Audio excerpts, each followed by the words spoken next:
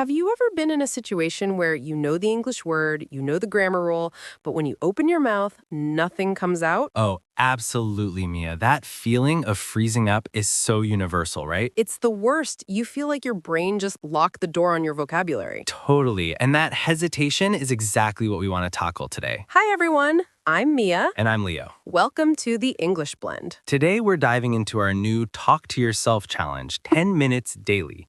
This is designed specifically to unlock that speech and get you flowing. We want to help you move from knowing the language to using the language. Exactly. So grab your coffee and let's get started. So let's start with a really important distinction, Leo. Yes, let's talk about fluency versus accuracy. These two concepts are often confused, but they are very different things. They really are. When a learner tells us they want to be, quote, fluent, what they usually mean is that they want to speak without pausing a lot. They want the flow. They want to communicate quickly and easily without constantly searching for words or grammar rules. That flow, that ease of communication, is what we define as fluency. It's about movement. Think of it like a river. A fluent speaker's words are like water flowing freely down the river. Now, accuracy is something else entirely. Accuracy is about being correct. It involves using the perfect tense, the correct prepositions, the exact right word choice for every single situation. Accuracy is important, don't get us wrong, but it shouldn't be your first goal when you are trying to simply speak. Right? If you focus only on accuracy, you slow down the river. You create a dam.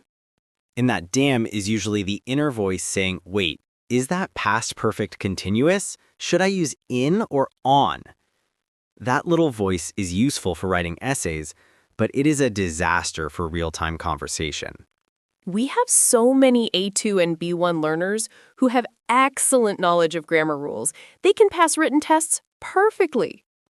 But then, when they go to the cafe to order coffee or they meet a colleague, they freeze up completely. Why? Because they're prioritizing perfect accuracy over simple communication. They're trying to be a grammar robot instead of a human speaker. And humans make mistakes, you know? Exactly. The key takeaway here, before we get into the challenge, is this. Fluency means communication, not perfection. If the person you are talking to understands your message, you are fluent enough. That's the end of the story. The message got across. That's what matters.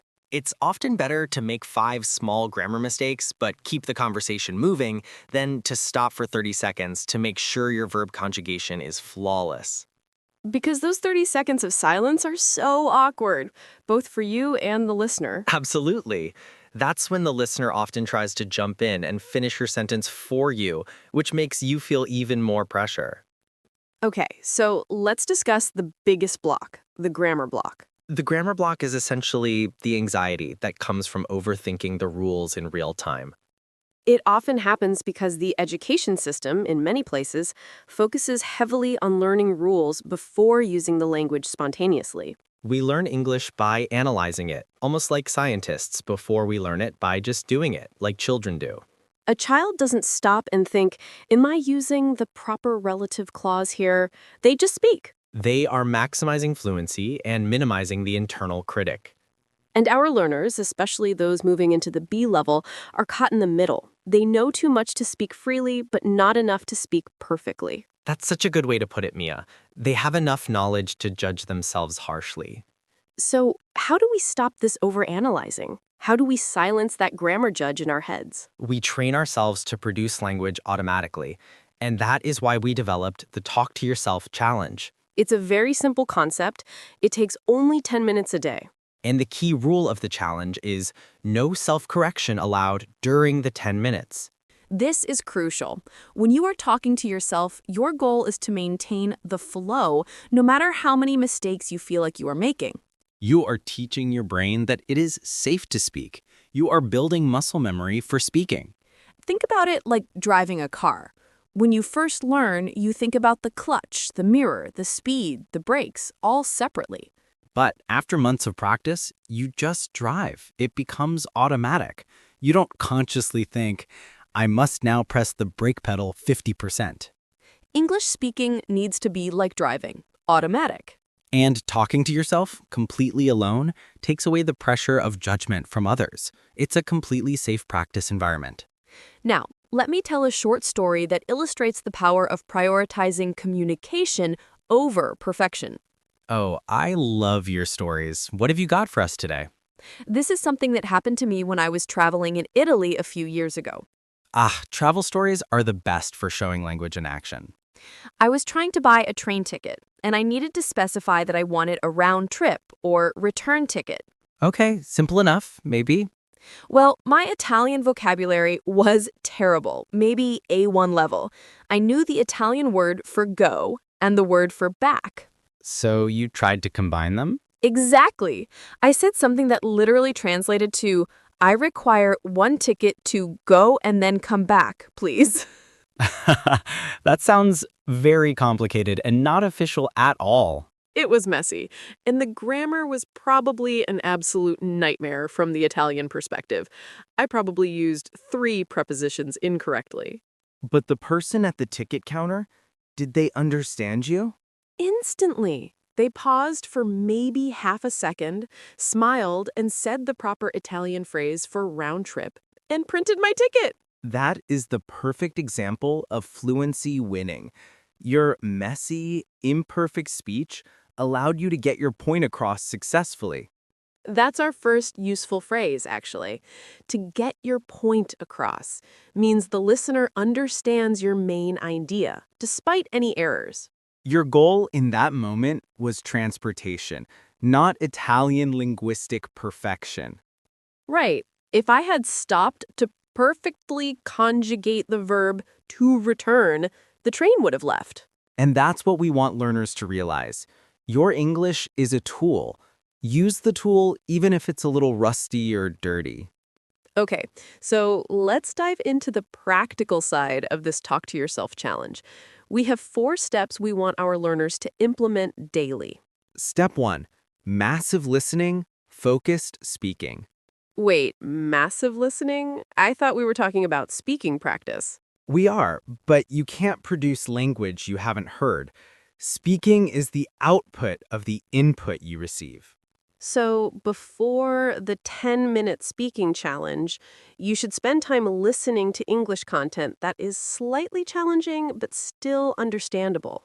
Yes, listen to a podcast, a YouTube video, or a chapter of an audiobook. Just 20 to 30 minutes of good, solid input. This fills your brain's short-term memory with current English rhythms and phrases. It gives you fresh material to draw upon when you start talking to yourself. It's like loading the language gun, you know? That makes sense. Input first, then output. Step 2. Use chunks, not single words. This is a huge one for fluency. Chunks are pre-built phrases. They're groups of words that naturally go together. For example, instead of thinking of the word interesting, you might think of the chunk, that sounds interesting, or I found that very interesting. When you speak in chunks, you don't have to build the sentence word by painful word. The grammar is already correct within the chunk. It speeds everything up. You skip the grammar construction phase and go straight to the communication phase. When you are doing your 10 minutes of talking to yourself, try to describe something using full phrases you heard recently. For example, describe your morning routine. Don't say, I brush teeth. Say, I always start the day by brushing my teeth. That whole phrase is a chunk. You are training your mouth and mind to speak in longer, more natural units. Step 3. The 3-second rule. This is the rule that kills the hesitation monster. Yes. If you are talking and you hit a wall, you have 3 seconds and only 3 seconds to find the word. If the word doesn't appear after 3 seconds, you must move on. You must skip the word, replace it with a simpler word, or describe the concept. Meelbron. For example, if you can't remember the word refrigerator, you say, the big cold box where I keep the food. The purpose is not accuracy. The purpose is flow. You are preventing your brain from stopping the river. The moment you stop for a long time, the internal critic jumps in and says, "See, you failed." But if you bypass the problem quickly, you have maintained fluency and you have won the speaking battle for that moment. This rule is tough at first, but it is extremely effective for building automaticity. Step 4, our final practical tip, use everyday scenarios. Don't talk about quantum physics during your 10 minutes, unless you are a physicist. Talk about what you are actually doing today. Narrate your actions. When you are making tea, say out loud, "First, I need to boil the water. I'm taking the kettle, I'm filling it up, I put it on the stove." Describe the email you just received. My boss asked me to finish the report by Friday. I think I can do it, but it will be difficult. Talk about the meal you are going to cook. "I decided to make pasta tonight because it is quick and easy." By using everyday language and situations, you are practicing the English you will actually need to use in the real world. This keeps the language relatable, It keeps it grounded in your daily life, and it helps you connect your actions directly to the English vocabulary, which improves recall later. Let's quickly recap our language focus phrases before we wrap up. Our first phrase was "get your point across." Meaning, communicate your idea successfully, even if your English is a bit messy. Like your Italian train ticket story, you definitely got your point across. Our second phrase was hit a wall. This means you reach a roadblock or difficulty, especially when speaking or studying. You stop progressing. If you are talking to yourself and you hit a wall trying to remember a verb, use the 3-second rule and move past it. And we have one more important phrase for our challenge.